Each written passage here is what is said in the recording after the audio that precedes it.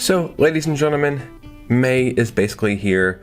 This year has flown by, and every single month we got some pretty good and interesting Switch 2 games. Now May is no different. But this month, not only do we have big first-party stuff, we have some huge third-party games as well as some indies. So I'm going to tell you all the great games coming out in May for the Switch 2 that you need to know about. Let's go and get right into this video.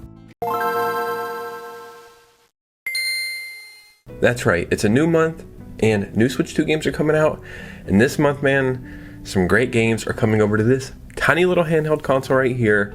And some of these games are truly impressive that they can be played on a handheld console, right? Yes, I know it's a home console too, but in my mind, it's a handheld console. So I'm going to tell you the games that you need to know about in May. So before we get started, if you could hit a like and subscribe, that would truly mean the world to me, truly. Follow me on Instagram and Twitter so we can keep these communities growing, and let's just go and get right into this one. So first, let's talk about a really interesting game called MIXTAPE, and this is releasing May 7th for the Nintendo Switch 2. So the best way I can explain this game is it's almost like a nostalgic memory full of vibes, right? And I know that sounds kind of vague, but let me explain. On their last night together, three friends embark on one final adventure, play through a mixtape of memories set to the soundtrack of a generation. MIXTAPE draws inspiration from classic coming-of-age movies, bringing together nostalgic, aimlessness, mischief, music, the highs and the lows, and adolescence, and the bittersweet feeling brought about growth, transformation, and moving on. En route to their final party together, a perfectly curated playlist draws three friends into dreamlike reenactments of their formative memories. You will explore the pivotal moments that shaped their lives. Players will immerse themselves in a teenage wasteland by playing through a mixtape of joyful gameplay, from skateboarding and flying to taking photos after hours at an abandoned theme park, hitting the baseballs, and putting on a fireworks show from the backseat of a car. This just sounds like it's going to be a warm and charming game. And yeah, I have a strong feeling this one's going to be really good. Now let's talk about Indiana Jones and the Great Circle, which is releasing on May 12th for the Nintendo Switch 2. And this was either the first game that I beat this year. It was either this or Chrono Trigger. This is one of those games that's like, you see gameplay, you watch the trailers, and you just know you're going to fall in love with it. And it's going to be a game that you can't stop playing. And this game was all of that and more. It feels like you're playing through a movie. It's just a phenomenal game. So the fact that this is coming over to the Switch 2 is amazing. From all the trailers, it looks like they did a great job on this port. What's really interesting is this game has a true physical copy coming over to the Switch 2. Now I can't remember if that includes the DLC or not, so forgive me. But this is a true physical, not even a game key card. And what's interesting is, now on the Switch 2, that is the only true physical of this game, because that did not exist on the PS5 or the Xbox consoles. Like, you had to download part of the game. So it's really kind of weird because we always get game key cards and now we're getting a true physical here, which I am not complaining. Even though I just beat this game, I could play through it from start to finish again, but this time I'm playing entirely handheld. Now let's talk about a really interesting game called SEKTORI, which is releasing May 14th for the Nintendo Switch 2. SEKTORI is an intense, fast-paced, twin-stick shooter infused with hard-hitting techno music. Choose your upgrades carefully and create powerful builds to take on relentless enemies and epic bosses on a constantly evolving battlefield. This is so cool because depending on like how good you're doing or how many enemies you're taking out or whatever's going on, the battlefield will just change randomly. So then it just switches up everything, right? And then the same thing happens in these boss fights, like the bosses just keep ever evolving. It kind of reminds me, I know it's not the same game at all, but what is that Tetris game? Tetris Effect? I don't know why it's giving me those vibes just in a twin stick shooter. So yes, I know this is not going to be for everybody, but these are games that you can play for 10 minutes or that you just play through the entire night. And I'm sure this one is going to be addicting. We have a really charming game called OUTBOUND also coming out on May 14th for the Switch 2. OUTBOUND is a cozy open world exploration game set in a utopian near the future. Start with an empty camper van and turn it into the home of your dreams, alone or together with your friends, because this game can be played with up to 4 players, which is kind of unique in a setting like this. Build and explore at your own pace, collect materials, craft and build in and on top of your vehicle with modular parts, advance in technology, and efficiently use energy to power your home. So this is an open world exploration game, but it's also like this crafting game then it's also this farming simulation because you can grow crops and then you can eat the food to like stay healthy on the road. And it just seems like a game you can really get lost in. And these games are nice because they kind of give you an escape from reality. So this is another game that's going to feel right at home on the Switch too.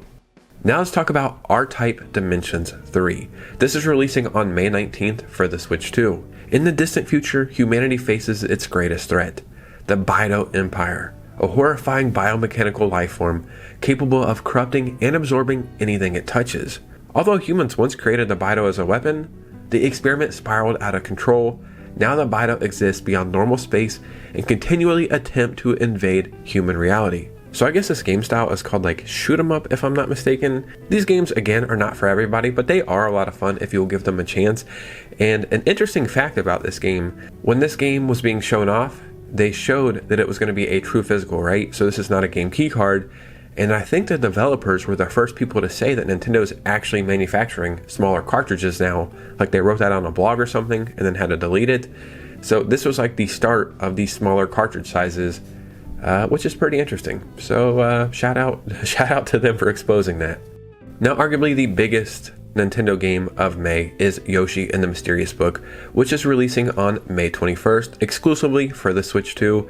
And again, you know, I'm saying this a lot because not every game is for everybody, but this game is not going to be for everybody, especially if you're going in looking for like a Metroidvania or a 2D platformer or like an action platformer, because that's not what this is, to the point where you can't even take damage in this game. It's more of like a 2D like exploration adventure game with puzzles. The art style is dreamlike. It really is like they brought a storybook to life. I know a lot of people are saying like, yeah, they made that specifically for kids, but aren't all games in essence for kids?